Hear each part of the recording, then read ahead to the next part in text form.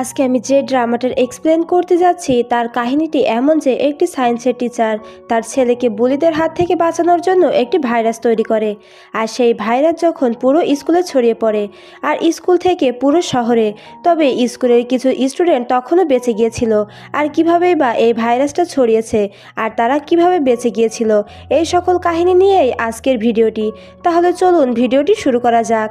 Hello বন্ধুরা, welcome to my YouTube channel. মুভির শুরুতেই আমরা কিছু বুলিদেরকে দেখতে পাই যারা কয়েকজন মিলে একটা ছেলেকে মারছিল।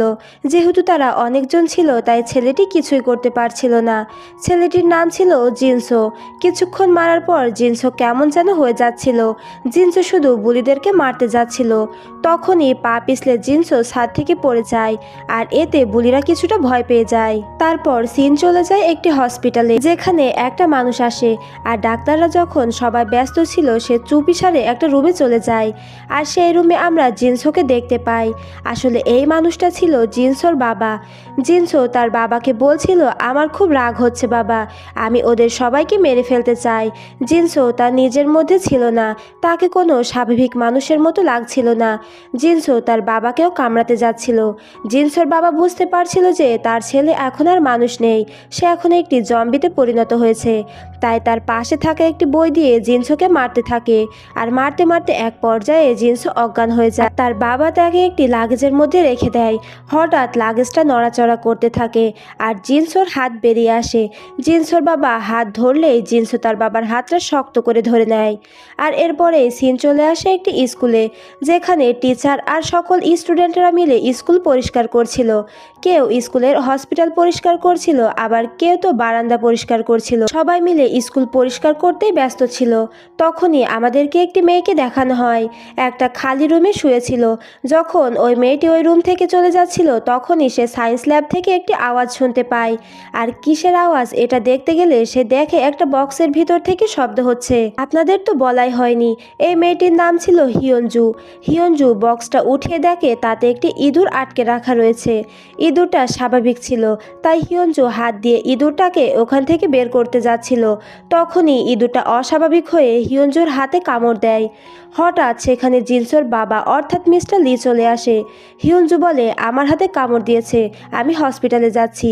তবে সেখানে রক্ত দেখে মিস্টার লি তো হিয়নজুকে ঘরের ভিতরে আটকে নেয়। স্কুলে কেউ না থাকায় তাকে কেউ দেখতে পারে না। এবার সিন চলে আসে দুইটা ছেলের কাছে। এদের একটা নাম ছিল গিয়নশু আর একটি নাম ছিল চুয়াংসাং। তবে কার নাম কি সেটা ভিডিও দেখতে দেখতেই বুঝতে পারবেন। চুয়াংসাংয়ের মায়ের একটি চিকেন শপ ছিল, সেখানে ইসাক আর অঞ্জু আসে। অঞ্জু চুয়াংসাংকে বলে, আজ আমরা তোমাদের চিকেন শপে যাব, আন্টি আমাদের আসতে বলেছে আর ফ্রেন্ডদেরকেও নিয়ে যেতে বলেছে। তাই রাতে অঞ্জু, ইসাক আর গিয়নশু চুয়াংসাংদের চিকেন শপে চলে যায়। আর চুয়াংসাংয়ের মা তাদের জন্য চিকেন নিয়ে আসে। চুয়াংসাংয়ের মাকে দেখে বোঝাই যাচ্ছিল যে সে অঞ্জুকে খুব পছন্দ করে। তারপর সে সেখান থেকে চলে আসে আর অঞ্জু চুয়াংসাংকে বলে, দেখতো আমাকে কিভাবে বেশি সুন্দর লাগছে। অঞ্জু চুল খুলে চুয়াংসাংকে দেখাতে থাকে। চুয়াংসাং অঞ্জুর দিকে কিছুক্ষণ তাকিয়ে থাকার পরে বলে, তুই কি পাগল হয়ে গেছিস? কেন এমন পাগলের মতো করছিস? এটা শুনে অঞ্জু ওখান থেকে চলে আসে। ওই রাতে স্কুলের একজন শিক্ষক সকল রুমে লাইট দিয়ে দেখছিল। সায়েন্স ল্যাবে যে মিস্টার লি হিয়নজুকে আটকে রেখেছে সেটা সে দেখতে পায়নি। তারপর ওই শিক্ষক ওখান থেকে চলে আসে। পরের সিনে আমাদের অঞ্জুর বাবাকে দেখানো হয়, যিনি একজন ফায়ার ফাইটার ছিল। অঞ্জু আর তার বাবা যখন খাবার খাচ্ছিল তখনই সেখানে চুয়াংসাং আসে। আসলে অঞ্জু আর চুয়াংসাং একই বিল্ডিংয়ে থাকতো, তাই তারা একই সাথে স্কুলে যেত।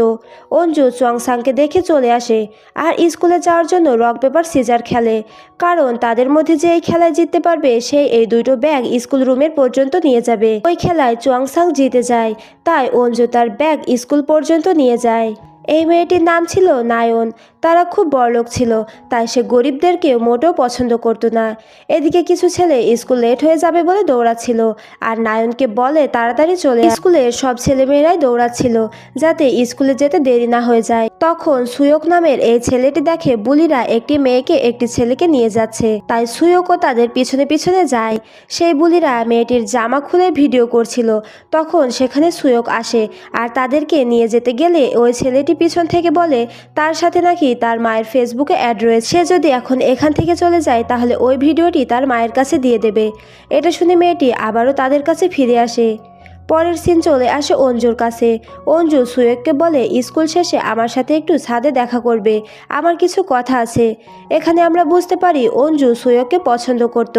ক্লাসরুমে নায়ন এসে দেখে গিয়নছু তার ডেস্কে বসে আছে, তাই সে তাকে অনেক কথা শোনায়, কারণ গিয়নছু গরিব ছিল আর সে তাকে মোটেও পছন্দ করতো না। তাদের ওই ঝগড়ার মাঝে ক্লাস টিচার রুমে চলে আসে আর সবার ফোন জমা দিতে বলে। আসলে কোরিয়ান স্কুলের নিয়ম হলো ক্লাস করার সময় সকল ফোন জমা দেওয়া উচিত। টিচার যখন সবাইকে বলে তোমরা কি কেউ হিয়নজুকে দেখেছো, একটা ছেলে বলে সে নাকি লাস্ট তাকে সায়েন্স ল্যাবে দেখেছে। তাই ক্লাস শেষে ওই ম্যাম সায়েন্স টিচারের কাছে চলে যায় আর বলে আপনি কি হিয়নজুকে দেখেছেন। মিস্টার লি বলে আমি তাকে কোথাও দেখিনি, কিন্তু এদিকে মিস্টার লি কিন্তু হিয়নজুকে আটকে রেখেছে। মিস্টার লি ল্যাবে গিয়ে ভিডিও করে, তার সব এক্সপেরিমেন্ট এই ভিডিও করে রেখে দিত সে। আর তারপরে মিস্টার লি হিয়নজুকে একটি ইনজেকশন দেয় আর হিয়নজু বলে আমাকে মারবেন না, ছেড়ে দিন আমাকে। এদিকে ক্লাসরুমে সেই বুলিরা মেয়েটির পিছনে বসেছিল আর মেয়েটিকে ভিডিওর কথা বলছিল। তখন ক্লাসরুমে মিস্টার লি ভাইরাস সম্পর্কে পড়াচ্ছিল আর সেই ছেলেটি মেয়েটির ড্রেসের পিছনে যা তা লিখে দিচ্ছিল। আর এটা দেখে ক্লাসের কেউ কিছু বলছিল না, শুধু সবাই হাসছিল। সিন চলে আসে অঞ্জুর ক্লাসরুমে। ক্লাস টিচার তাদেরকে পড়াচ্ছিল। তখনই একটা মেয়ের প্রচণ্ড পেটে ব্যথা হয় আর সে ম্যামকে বলে বাইরে চলে যায়।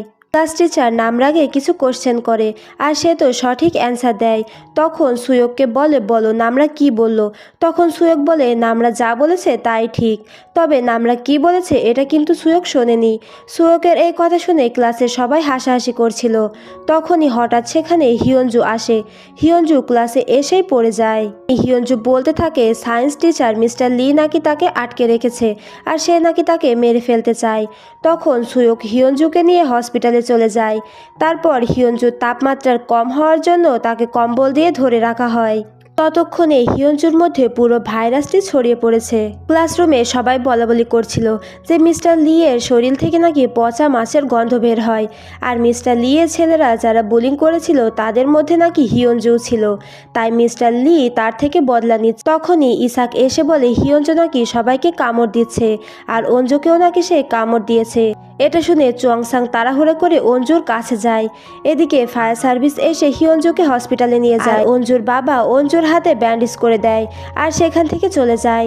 তখন ক্লাস টিচার অঞ্জু, সুয়ক আর ওই ডাক্তার ম্যামকে বলে যাতে এই খবর স্কুলের বাইরে না যায়।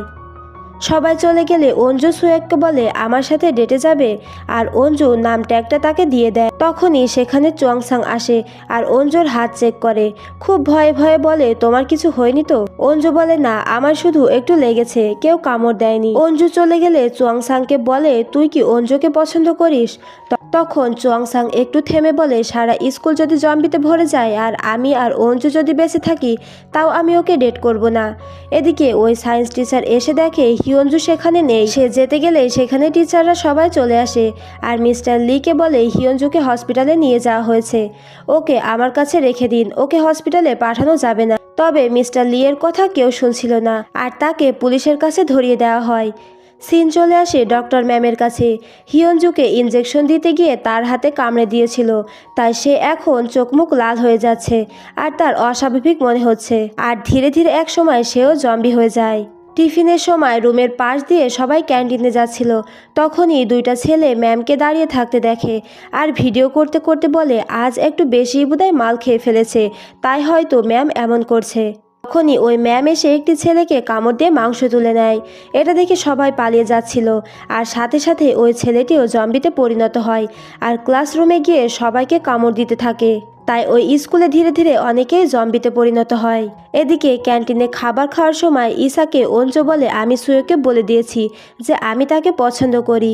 এরপর সিন চলে আসে নামরার কাছে। নামরা তেমন কারোর সাথেই কথা বলতো না, তাই সুয়োক নামরার সাথে কথা বলতে থাকে। অন্যদিকে বুলিদের হাত থেকে বাঁচার জন্য সেই মেয়েটি ছাদ থেকে লাফ দিয়ে সুইসাইড করতে যায়।